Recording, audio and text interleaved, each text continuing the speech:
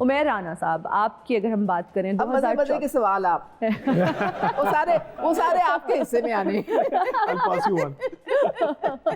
2024 में आप हमें ज़्यादा प्रोजेक्ट्स करते हुए नज़र नहीं आया, शायद हमने नहीं देखे, मेरी नज़र से नहीं गुजरे, उसकी क्या कोई ख़ास वजह? मैं थक गया था। अच्छा, तो आपने ब्रेक 2023 में इतना थकी कि सर्जरी करा ली है मैंने। अच्छा, but I got little tired frankly, और एक पार्शियली डिलिबरेट भी था एंड पार्शियली सर्कमस्टेंशियल भी था। I have done some projects, अब एक दो हैं जो कि शेल्फ पे हैं, इट हैजंट बीन एयर्ड। अच्छा, प्रोजेक्ट को क्या देख के आप हाँ करते हैं? क्या चीज़ उसमें बहुत ज़रूरी है? कंटेंट, डायरेक्टर एंड खूबसूरत है। हाँ, एग्जैक्टली, क्या है वो मैटर करता है, और फिर कहीं ना कहीं क्या इंसेंटिव ये भी होता है कि अच्छे पैसे मिल रहे हैं? Of course, I mean पैसा does become important because kitchen तो चलाना है। अच्छा, अवार्ड शोज के बारे में क्या कहना चाहेंगे? ये जवाब काफी नहीं है। Award shows are a marketing activity basically. तो अगर आप इसको प्योर बिजनेस सेंस में समझें, आप ये ना समझें जो लेमैन समझ रहा होगा कि वो अच्छा वाकई समवन डिजर्व्स दिस अवार्ड तो लिहाजा उनको वो मिलेगा, जरूरी नहीं। उनका प्राइमरी मोटिव होता है मार्केटिंग एक्टिविटी, इसको हम we make money out of it and we use this platform to promote. Uzma Kardar से इंटरेस्टिंग सवाल आपसे भी मैं पूछ रही हूँ।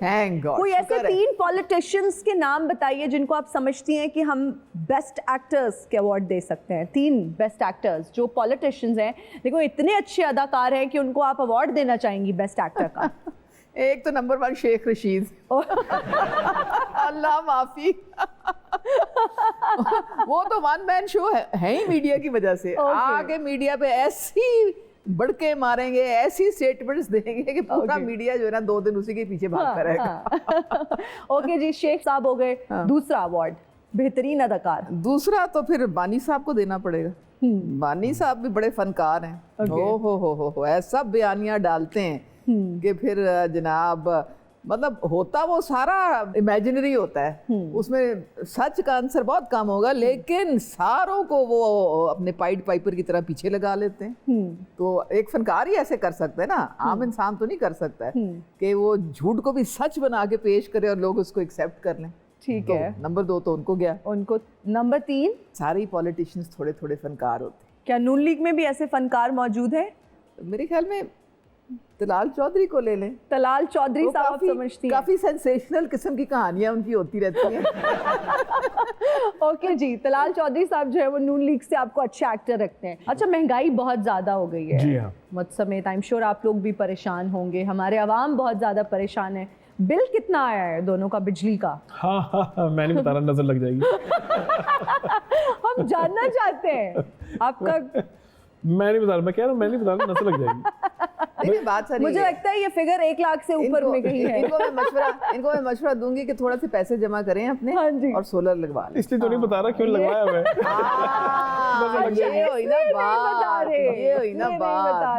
ये तो इसका मतलब है माइनस मीटरिंग पे जा रहे हैं। मौजे प्रोग्राम शुरू हुआ है। अच्छा, उमैर राना साहब, दिलचस्पी है क्या सियासत से? क्या कभी टॉक शो देखते हैं अगर टीवी पे लगा हो, या नहीं फौरन से चैनल बदल देते हैं? टॉक शोज में कब देखता हूँ बिकॉज इसका मतलब हमें कभी देखते ही नहीं। नहीं, आई नो ऑफ कोर्स ये बहुत ज्यादती है भाई। टॉक शोज कम देखता हूँ, but of course I am very political. I have always been political, बेशक रीजनल हो, लोकल हो, इंटरनेशनल हो, आई एम वेरी पॉलिटिकल। मैंने बहुत लोगों की कैंपेनिंग की है कि लोग वोट डालें, जिसको मर्जी डालें, लेकिन डालें। मैं और मेरी बेगम we went door to door कि आप वोट डालें। और कैंपेन की प्रॉपर हमारे पास रिकॉर्ड्स थे, डेटा था, आप नाम बताना चाहेंगे कि किस पार्टी के लिए? It wasn't a party, it was pro voting. I think ये एक कौमी फरीजा था जो उन्होंने पूरा किया। उज़्मा जी, आप सियासत के अलावा और क्या करती हैं? क्या एक्टिविटीज होती हैं आपकी दिन भर की, और फिर हॉबीज क्या हैं? I'm a seasoned traveler. I love traveling. I think it's a great first-hand experience of different cultures. You get आपको परसेप्शन, आपको पता लगता है कि और दुनिया में लोग किस तरह सोचते हैं, किस तरह रहते हैं, क्या सिस्टम्स हैं उनके। एक बहुत बड़ा लर्निंग एक्सपीरियंस होता है।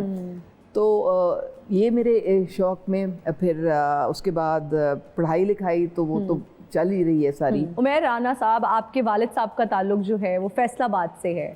सेंस ऑफ ह्यूमर उनका भी बहुत जबरदस्त है। आपका भी सेंस ऑफ ह्यूमर कमाल होगा, आई एम श्योर। क्या जुगत? मुझे याद है वालिद साहब मेरे बॉर्न अगेन मुस्लिम, और हम लोग दुबई आना जाना था, दुबई वालिद साहब मेरे होते थे, तो वी यूज्ड टू गो।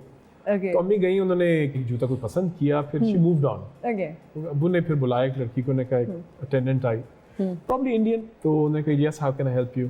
तो अब्बू ने जूते के सामने देख के कहते हैं यस इज दिस हलाल। अब यूं में बैठे मैं परेशान, ये रान साहब क्यों हो गया?